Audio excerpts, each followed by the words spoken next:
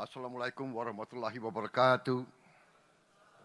Alhamdulillah Rabbil alamin. Wassalatu wassalamu ala asrofil anbiya wal mursalin. Wa alihi washabihi ajmain amma ba'du. Selamat malam. Salam sejahtera bagi kita sekalian. Yang saya hormati Ketua Majelis Permusyawaratan Rakyat Indonesia, Republik Indonesia, Saudara Ahmad Muzani. Ketua Dewan Perwakilan Rakyat Republik Indonesia, Saudari Puan Maharani. Ketua Dewan Perwakilan Daerah Republik Indonesia, Saudara Sultan Bakhtiar Najamuddin. Wakil Ketua Dewan Perwakilan Rakyat Republik Indonesia, Profesor Sufmi Dasko Ahmad, Saudara Adis Kadir, Saudara Saan Mustafa, Saudara Cucun Ahmad Samsurizal, beserta seluruh anggota DPR RI yang hadir, para ketua dan wakil ketua delegasi parlemen anggota Parliamentary Union of the OIC Member States, PUIC. President of the National Assembly of Ivory Coast, His Excellency Mr. Adama Bictogo. President of the National People's Assembly of Algeria, His Excellency Mr. Ibrahim Boughali. Speaker of the Council of Representatives of Bahrain, His Excellency Mr. Ahmad Al-Musalam. President of the Transitional Legislative Assembly of Burkina Faso, His Excellency Mr. Bougouma Ousmane. Speaker of the Islamic Consultative Assembly of Iran, His Excellency Dr. Muhammad Bagher Khalibaf. Speaker of the House of Representatives of Malaysia, His Excellency Tan Sri Dato' Johari bin Abdul. Chairman of the Shura Council of Oman, His Excellency Mr. Khalid Hilal Nasser Al-Ma'awali. President of Majlis Ash-Shura of Saudi Arabia, His Excellency Mr. Abdullah bin Muhammad bin Ibrahim Al-Sheikh. Para pimpinan Parlemen Negara Islam yang hadir. Para duta besar negara sahabat yang hadir. Pimpinan dan perwakilan organisasi internasional yang hadir. Para hadirin semua yang saya hormati dan saya muliakan, rekan-rekan media yang saya hormati. Pertama-tama, izinkan saya menyampaikan bahwa undangan ini, di mana saya diminta berbicara di hadapan majelis yang penting ini, adalah kehormatan besar bagi saya sebagai Presiden Republik Indonesia. Hari ini saya berbicara dengan wakil-wakil dari seperempat manusia yang ada di bumi ini.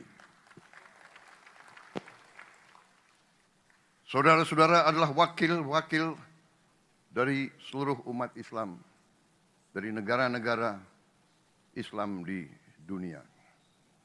Karena itu, ini adalah kehormatan yang sangat baik bagi saya. Terima kasih atas kehormatan ini. Pada hari yang baik ini, di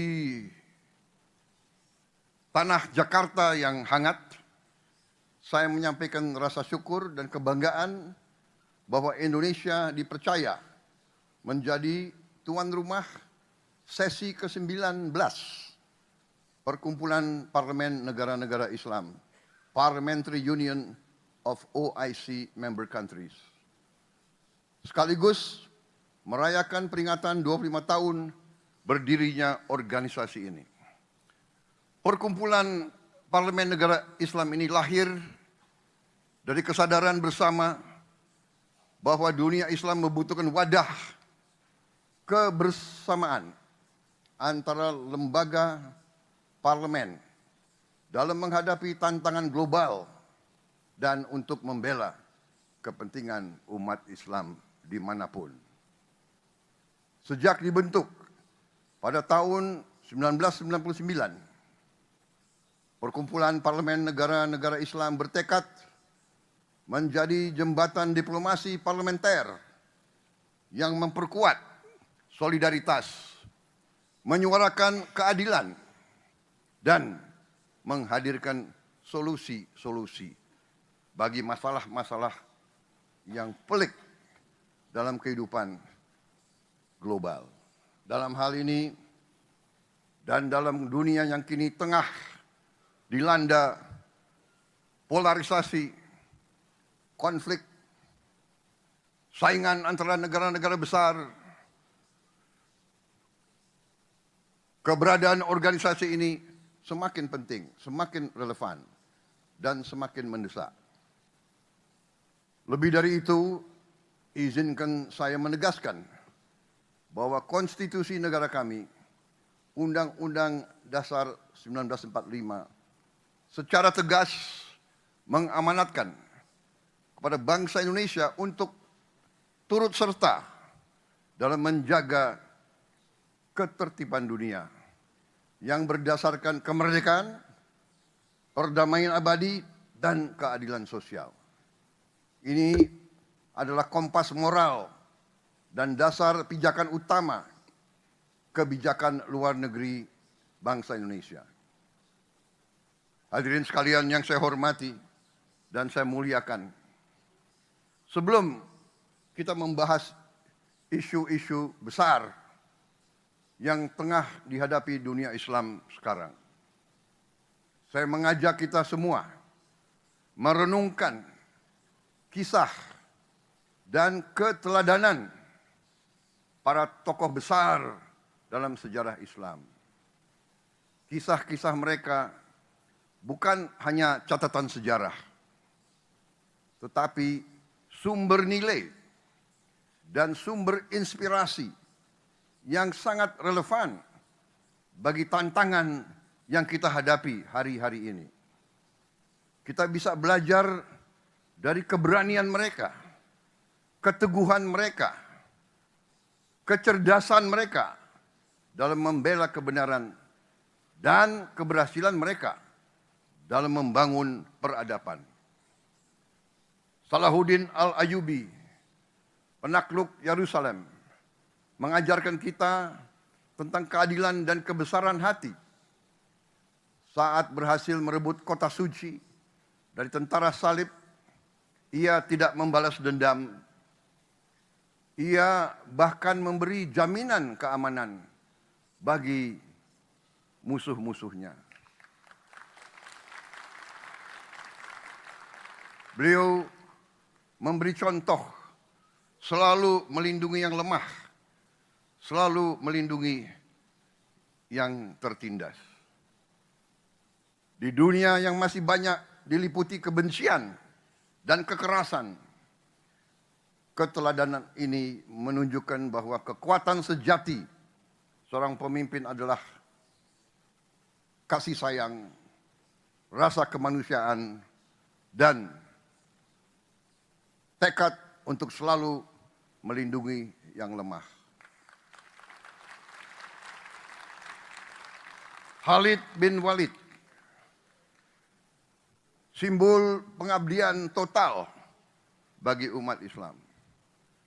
Seorang tokoh militer yang tidak pernah kalah dalam setiap peperangan dan pertempuran yang ia pimpin. Tidak ada satupun pertempuran yang ia kalah. Namun ketika diminta turun dari jabatannya, ia menerima keputusan itu tanpa ragu-ragu dan patuh kepada pemimpin dan kepada umatnya. Keikhlasan ini menunjukkan kepada kita bahwa kekuasaan bukan tujuan, melainkan suatu amanah, suatu pelajaran penting bagi kita semua yang memegang peran kepemimpinan hari ini dimanapun. Saudara-saudara, Umar bin Khattab membangun pemerintah yang adil dan efisien. Ia meyakini untuk memeriksa keadaan rakyatnya. Ia tidak rela melihat rakyatnya diperlakukan dengan tidak adil. Dan ia tidak segan menghukum aparatnya yang lalai dan yang tidak melindungi dan melayani rakyatnya. Dalam konteks hari ini, saya yakin bahwa rakyat kita semuanya menuntut pemerintah yang bersih dan transparan. Teladan Umar bin Khattab adalah panggilan untuk bertindak, bukan sekedar berwacana. Karena itu saya sangat menghormati tema pertemuan ini, yaitu good governance dan strong institutions.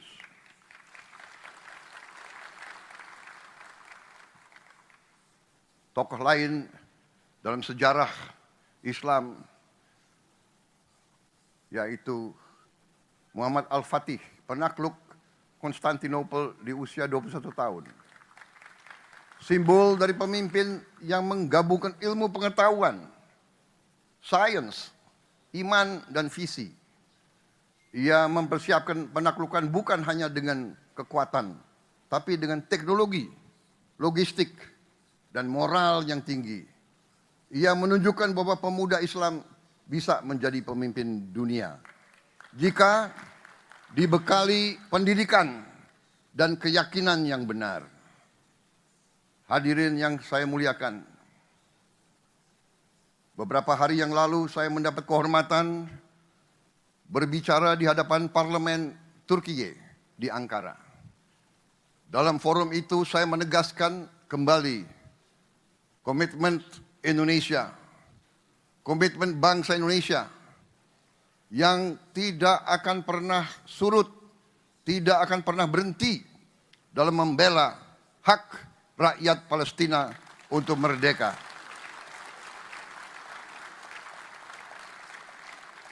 Saya ulangi kembali di forum ini. Sudah tiba waktu. Jangan kita sekedar berdiskusi. Jangan menyusun resolusi lagi. Rakyat Palestina terlalu lama menjadi korban. Rakyat Palestina membutuhkan suatu keberpihakan, suatu tindakan yang nyata.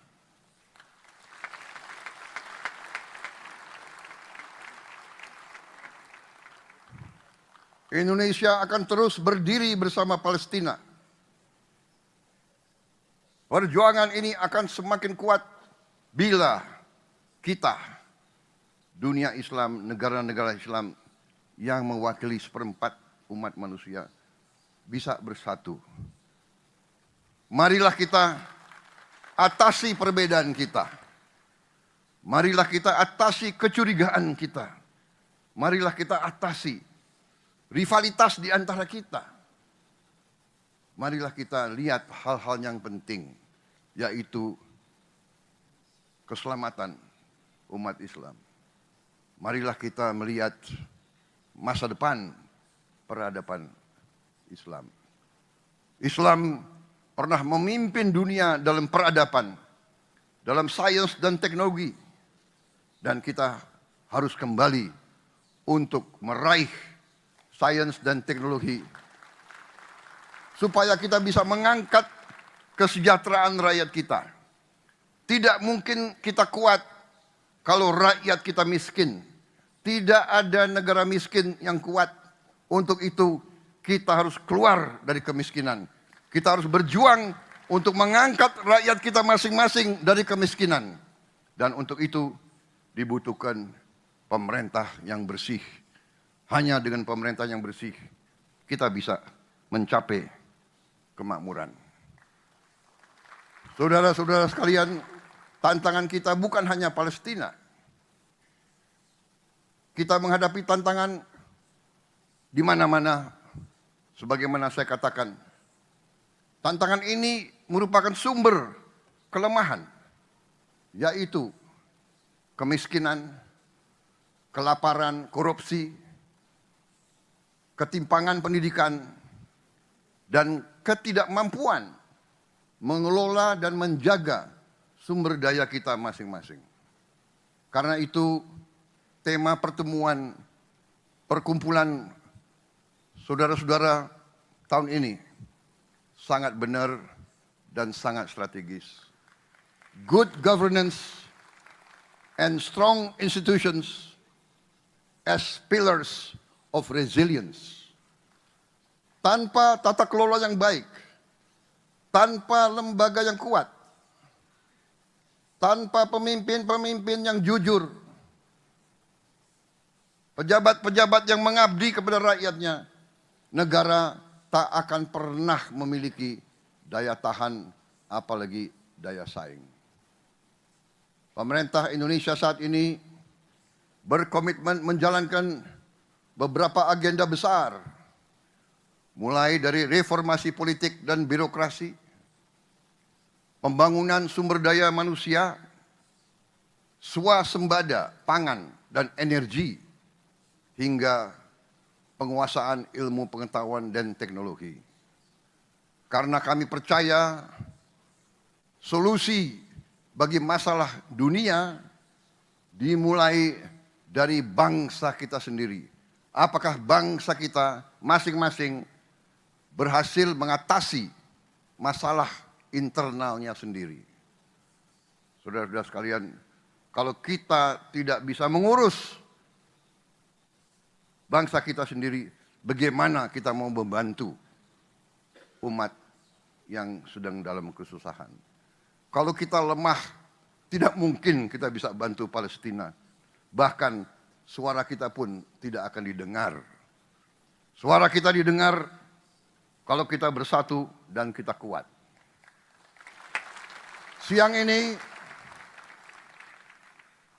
sebelum saya tiba di forum majelis terhormat ini, saya sempat berbincang dengan sahabat saya, Sultan Brunei Darussalam. Kami bersepakat bahwa dunia Islam bisa menjadi solusi bagi dunia. Kita bisa dan kita harus menghadirkan perdamaian dunia. Karena itu, saudara-saudara sekalian, ajaran Islam adalah ajaran perdamaian. Esensi ajaran Islam adalah cinta kasih. Inilah esensi agama kita dan inilah warisan yang harus kita hidupkan kembali di tengah dunia yang sedang kehilangan arah. Tetapi walaupun kita ingin perdamaian, kalau kita lemah, mungkin ada pihak-pihak yang tidak ingin perdamaian. Mungkin ada pihak-pihak yang melihat kalau kita lemah, kita bisa dijajah kembali, kita bisa disuruh-suruh sebagai bangsa pion, bangsa budak, bangsa kacung. Saudara-saudara sekalian, mari kita satukan langkah. Kita hidupkan kembali semangat-semangat tokoh besar kita. Kita buktikan bahwa Islam hadir sebagai rahmat bagi semesta alam. Saudara-saudara sekalian, marilah kita merapatkan barisan kita, atasi semua perbedaan kita, melangkah ke depan dalam persatuan. Terima kasih. Wassalamualaikum warahmatullahi wabarakatuh. Salam sejahtera bagi kita sekalian. Salam salve om, santi santi om, nama budaya. Salam kebajikan, rahayu rahayu. Terima kasih. Mr. President, we invite you, accompanied by the Speaker of the House and the President of the 18th PUIC, to strike the Gendang Tabui together as a symbolic act to mark the official opening of this prestigious conference.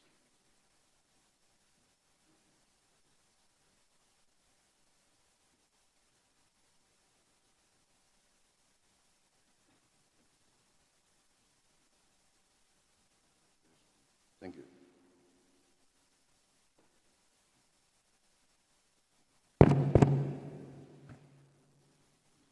Dengan mengucap Bismillahirrahmanirrahim pada malam hari ini, hari Rabu 14 Mei 2025, saya Prabowo Subianto, Presiden Republik Indonesia, membuka the 19th session of the Conference of the Parliamentary Union of OIC Member States, PUIC, and related meetings. Thank you very much.